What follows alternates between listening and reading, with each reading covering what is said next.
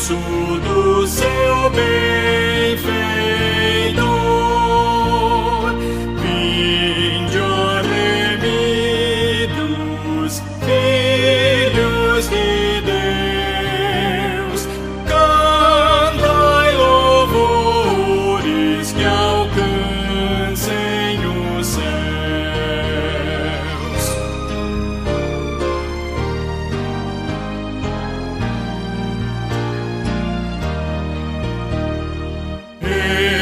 Eterno Deus, teus filhos vês prostrados perante o brilho da superna luz, pois do pecado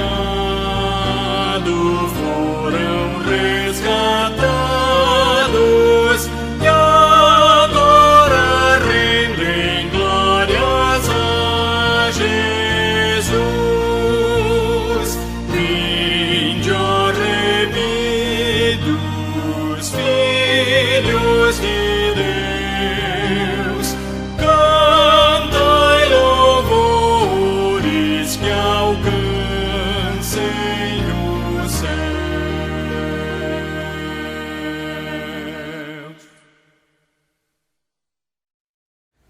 Bem, meus irmãos e meus amigos, sobretudo os nossos irmãos da Igreja Presbiteriana de Itaparica, nós queremos saudar a todos na graça e na misericórdia do Eterno e dizer da nossa alegria nesse momento de poder estar nesse momento transmitindo a mensagem de Deus para tantos para tantos quantos estão assistindo e ouvindo esta palavra.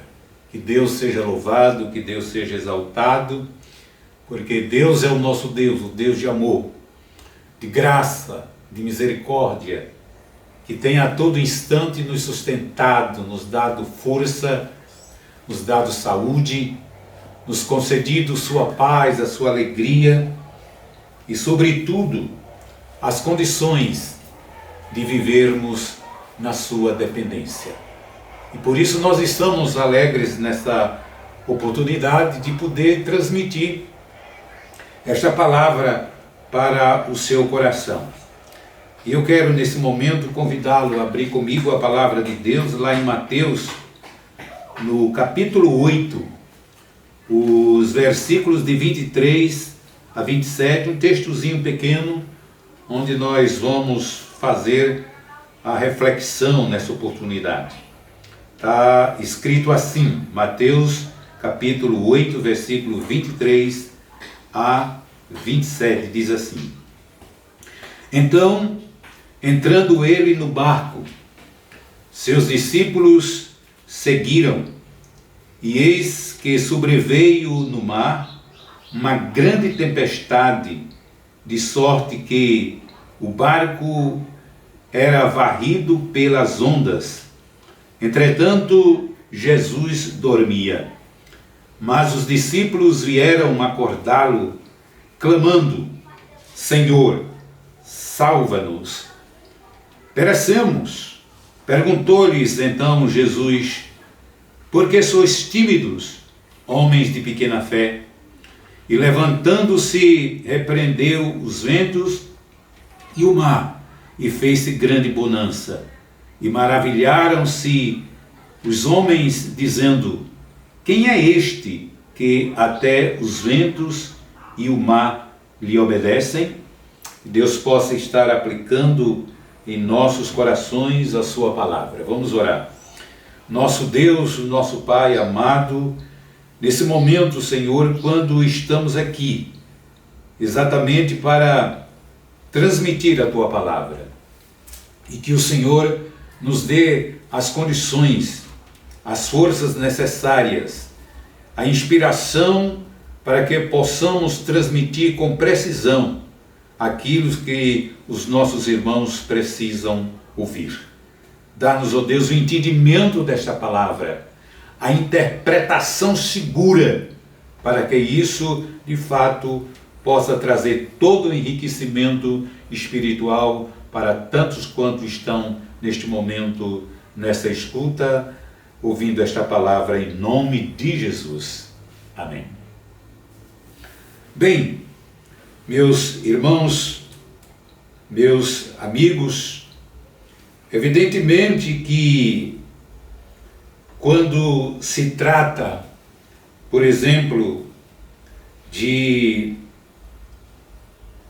situações danosas e catastróficas em nossas vidas, entendemos que não há uma outra forma, portanto, de nos aquietarmos e de nos fortalecermos sem que tenhamos a segurança de que o nosso Deus, Ele é capaz, de fato, de mudar todas as situações. Os discípulos estavam, na realidade, conforme esse texto, perturbados com situações e também no sentido de poder gozar paz no momento catastrófico, no momento difícil, porque eles estavam no mar. E não era de fato para que eles se sentissem naquela maneira, daquela forma, porque Jesus estava presente ali. Quando nós avaliamos as circunstâncias da vida, as situações da vida, os problemas, as dificuldades, as aflições, as tempestades que geralmente elas nos sobrevêm, muitas vezes, como seres humanos, ficamos à semelhança, por exemplo, daqueles discípulos. E é claro que eles naquele momento precisariam gozar de bonança, gozar de tranquilidade. Mas quem poderia de fato propiciar-lhes, lhe dar a verdadeira segurança, senão aquele que é o Senhor do mar, da terra e dos céus, aquele que de fato controla toda a natureza.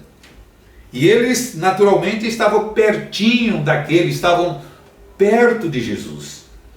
Mas, meus queridos, eles estavam ali no momento de uma grande agitação do mar da Galileia. E esta cena é muito frequente no mar da Galileia. O mar da Galileia é pequeno, mede somente uns 21 quilômetros de norte a sul e 13 do leste a oeste em sua parte mais larga. O Vale do Jordão segue linha de uma profunda falha na crosta terrestre. E o Mar da Galileia, naturalmente, é parte, por exemplo, dessa depressão. Está a 210 metros abaixo do nível do mar. Isto faz que seu clima seja quente e agradável, mas também tem seus perigos. Sobre frios do oeste, estes vales e quebradas atuam como gigantescos ventiladores. Neles o vento naturalmente se comprime, por assim dizer, e baixa sobre o lago com uma violência inusitada, selvagem, fazendo-o, além disso, meus queridos, repentinamente. Em um instante, a calma, de fato, pode converter-se em pavorosas tempestades. As tormentas do mar da Galileia combinam como em nenhum outro lugar tanto a violência como, de fato, o caráter repentino. E dentro desse contexto, os discípulos estavam ali. E conforme o texto nos fala, por exemplo, o versículo 23, quando diz: então, entrando ele no barco, seus discípulos seguiam, e eis que sobreveio no mar uma grande tempestade, de sorte que o barco era varrido pelas ondas, entretanto Jesus dormia. Conforme registra aqui Mateus, ele nos informa que Jesus estava também com Jesus naquele barco. A gente não sabe a dimensão daquele barco, mas sabemos que era um barco de grande porte, porque naturalmente aquele barco servia também de pescaria, não era, por exemplo, uma canoa, um pequeno barco, mas um barco que certamente tinha grandes dimensões e que Jesus ali na popa ele dormia tranquilamente. Mas em meio, portanto, àquela situação, diz que o mar começava, por exemplo, a ser agitado, porque veio de fato uma grande tempestade. E de sorte que diz o texto que o barco era varrido por aquelas grandes ondas que naturalmente estava ali presente naquele mar. E o que nós podemos ver, meus queridos, como também as tempestades da vida, elas surgem de momento. A gente estava tranquilos, todo mundo, podemos dizer, e de repente a gente se depara com essa epidemia, onde muitas pessoas têm morrido, outras têm ficado doentes, e assim tem trazido uma expectação, tem trazido dor, tem trazido sofrimento. Então veio essa grande tempestade que naturalmente as pessoas não esperavam, e que sejam crentes ou não, todos nós estamos nesse barco. Todos nós estamos vivendo este momento catastrófico. Todos nós estamos vivendo essa situação. Mas é preciso entender uma coisa, meu irmão e meu amigo, que a tempestade ela vem. A tempestade ela acontece. Mas nessa tempestade é preciso que nós nos socorremos a Deus, que controla todas as coisas, que controla a natureza. E diz, meus irmãos, o texto sagrado, enquanto os discípulos estavam com medo, estavam agitados, estavam de uma forma bem inquietos, diz o texto sagrado que Jesus estava dormindo. Que maravilha! Que maravilha! O Senhor Jesus, que é o dono de todas as coisas, ele manteve a tranquilidade. Ali, quem sabe, pegando uma soneca e, quem sabe, já um tanto cansado, ele dizendo, certamente é o momento de eu descansar um pouco. Mas os discípulos não estavam dormindo, apenas Jesus. E quando eles veem que Jesus está dormindo, então eles ficam atordoados, ficam entre mentes perturbados com aquela situação. Que nós vamos fazer enquanto o nosso mestre, porque depois eles tratam isso depois, né? O nosso mestre, aquele que nos ensina, aquele que nos orienta, aquele que nos guia, ele está dormindo. O que nós vamos fazer? E aí o versículo 25, meu irmão, diz assim: mas os discípulos vieram acordá-lo, clamando, Senhor, salva-nos, perecemos. Na realidade, eles, quando vieram a despertar em Jesus, certamente eles queriam, naquele momento, gozar calma, porque a perturbação, na realidade, tomava conta deles. E eles diziam, nós vamos perecer, enquanto isso o nosso mestre dorme. E diz a palavra de Deus que eles foram acordar a Jesus. Jesus, o Senhor não está vendo que nós estamos perecendo? Nós vamos morrer, nós vamos nos acabar nesse mar, nós vamos perecer. E naquele momento, meus irmãos, Jesus faz a seguinte pergunta, conforme o versículo 28. Perguntou-lhes então Jesus: por que sois tímidos, homens de pequena fé? Na realidade, Jesus agora chama a atenção, é um ponto que nós gostaríamos de destacar com muita precisão aqui, portanto, a questão da fé. Por que vocês estão tão perturbados? Por que vocês estão tão tímidos? Será que vocês não acreditam? Porque, olha, vocês podiam pensar nos milagres que aconteceram, dos pães multiplicados, de curas que já houveram, né? E vocês agora estão perturbados, não sabendo que eu sou o Senhor, que eu posso prover, que eu posso trazer calma, portanto, a essa grande tempestade. Mas Jesus o exorta: porque sois tímidos, homens de pequena fé. E quando a gente começa, meu amigo, meu irmão, aplicar isso às nossas vidas, nas situações que vivemos, nesses momentos que vivemos, certamente nós precisamos alimentar a nossa fé. Porque parece que nós estamos da mesma forma que o mundo está, porque tecemos geralmente os mesmos comentários. Isto implica em dizer que nós não estamos confiadamente, mas nós precisamos alimentar a fé que o Senhor, Ele está no controle de todas as coisas. A palavra de Deus diz que até os cabelos da nossa cabeça estão contados. A sua palavra diz, portanto, também, inclusive esse mesmo evangelista registra que não cai um passarinho, que não cai um pardal, que não seja do consentimento da vontade do Eterno. Isso significa dizer que Deus controla todas as coisas. E quando Deus permite que tais situações aconteçam, que catástrofes aconteçam, que epidemias aconteçam, a gente sabe que Ele está controlando.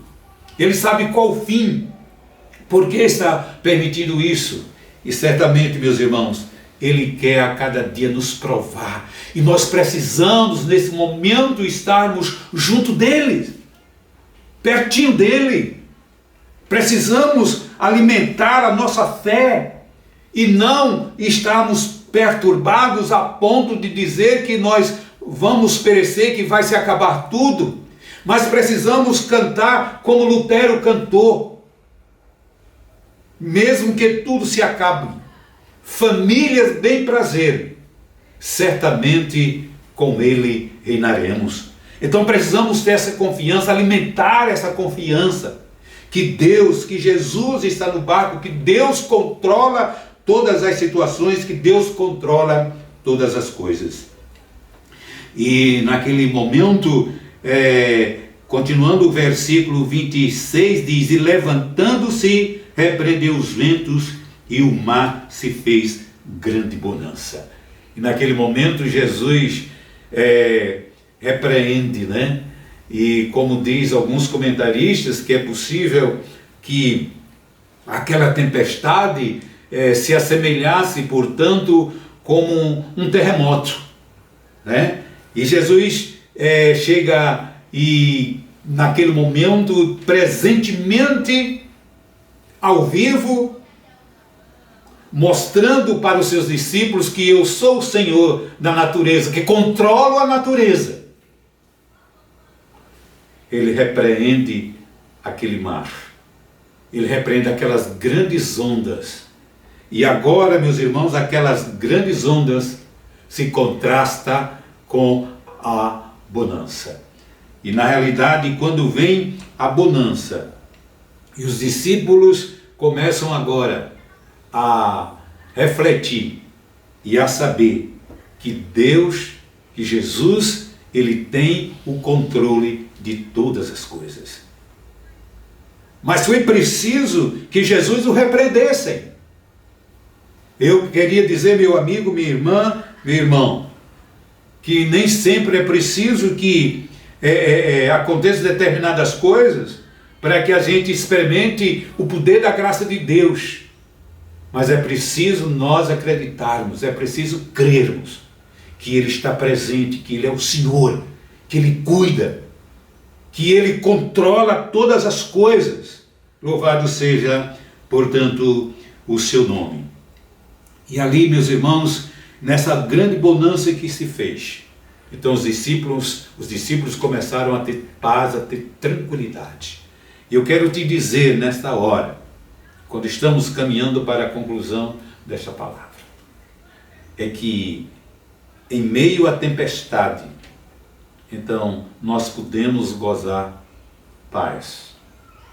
Jesus, na sua palavra, ele diz: deixo-vos a paz, a minha paz vos dou, não vou lá dou como o mundo a dá.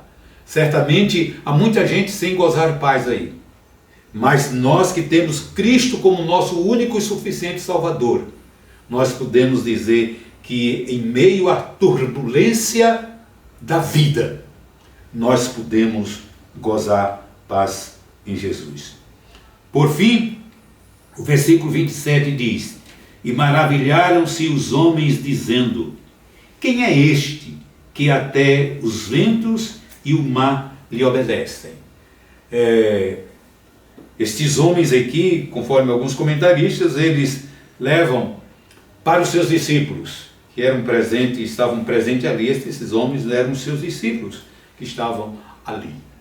Interessante, meus amigos e meus irmãos, que conforme Beckler, ele diz-nos que há situações da vida que Deus permite é para que a gente de fato possa experimentar a graça e a misericórdia de Deus, que Ele está presente, e que Ele não se ausentou, e que Ele não se ausenta um só momento dos seus servos, dos seus filhos, daqueles pelos quais Ele elegeu, depois predestinou, chamou, justificou, glorificou. Então, não há mais perigo, meus amigos. Mesmo que tudo se acabe, como cantou Lutero, mesmo que tudo se acabe, mas com Ele nós reinaremos, porque a nossa esperança, ela não está neste mundo, ela não está em coisas, ela não está, portanto, em ter isso ou ter aquilo, mas a nossa esperança está em Deus, o Senhor, Jesus Cristo, aquele que deu a sua vida por nós, aquele que se entregou na cruz do Calvário para nos redimir, para nos perdoar os pecados, para nos conceder a certeza da salvação, a certeza de uma vida eterna. E essa vida eterna, diz a palavra de Deus, que está em Jesus Cristo, seu único Filho. Então precisamos confiar plenamente em Jesus Cristo, no Senhor que controla toda a natureza, que controla os céus, que controla o mar, que controla a terra, que tudo está no seu controle. E que você, nessa oportunidade, possa aprender, que essa palavra traga ao seu coração confiabilidade, condições de que você possa descansar em Deus, esperar em Deus, seja qual for a situação que você esteja vivendo, que você esteja passando, que nós estejamos passando. Precisamos alimentar a nossa fé de saber que Deus está presente. Oremos. Pai, nesse momento, Senhor, nós queremos te louvar pela tua palavra, pois sabemos que ela é luz, ela nos guia, ela nos orienta, ela é bússola e que nos leva à direção certa. E nós queremos, ó Pai, nesse momento, interceder pelo teu povo, sobretudo pela comunidade presbiteriana aqui em Itaparica.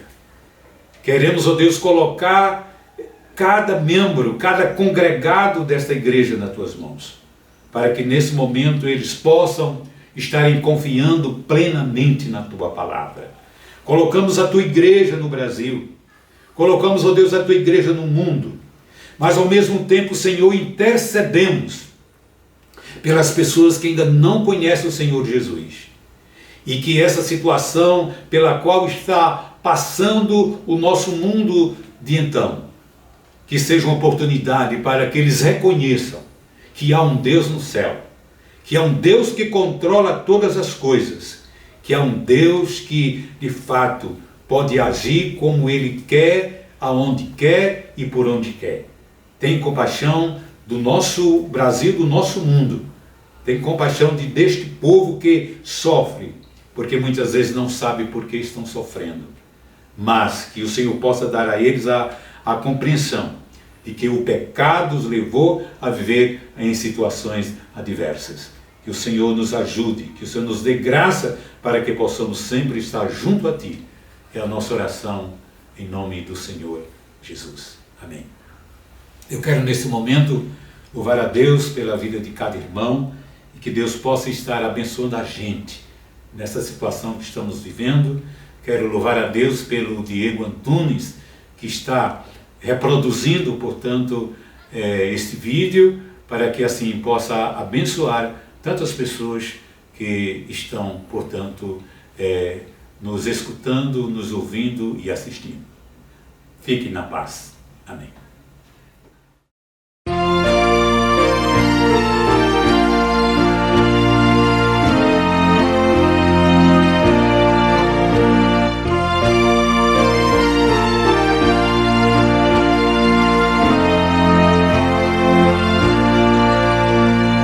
Mestre, o mar se revolta e as ondas nos dão pavor. O céu se reveste de trevas, não temos um Salvador. Não se diga que morramos, podes assim dormir.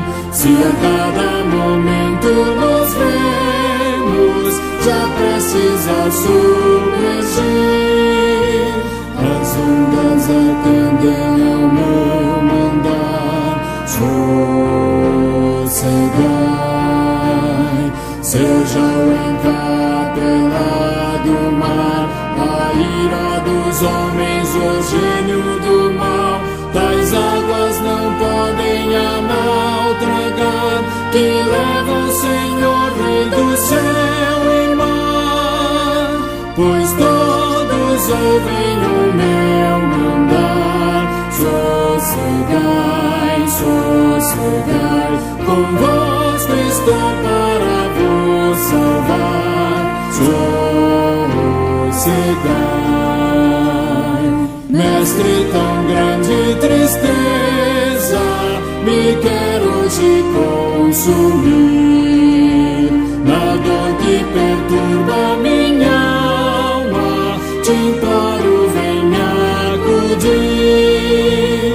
De ondas do mar que me cobrem, quem me virá valer? Não tardes, bom Mestre, estou quase a perecer. As ondas atendem ao meu mandar. Sossegai, seja o encapelado mar, a ira dos homens, o gênio do mal.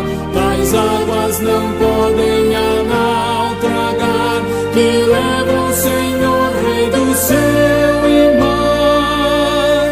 Pois todos ouvem o meu mandar. Sossegai, sossegai, convosco estou para vos salvar. Sossegai.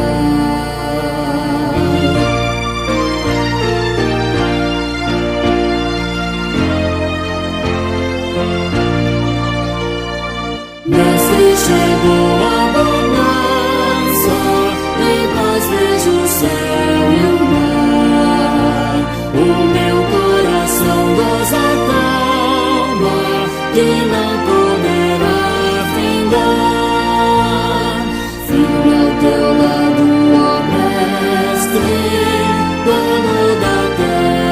céu. Eu hei de chegar bem seguro ao porto destino meu. As ondas atendem ao meu mandar sossegar. Seja o encapelado mar, a ira dos homens, o gênio do mal, tais águas não podem naufragar, que leva o Senhor Rei do céu embora, pois todos ouvem o meu mandar. Sossegai, sossegai, convosco estou para vos salvar.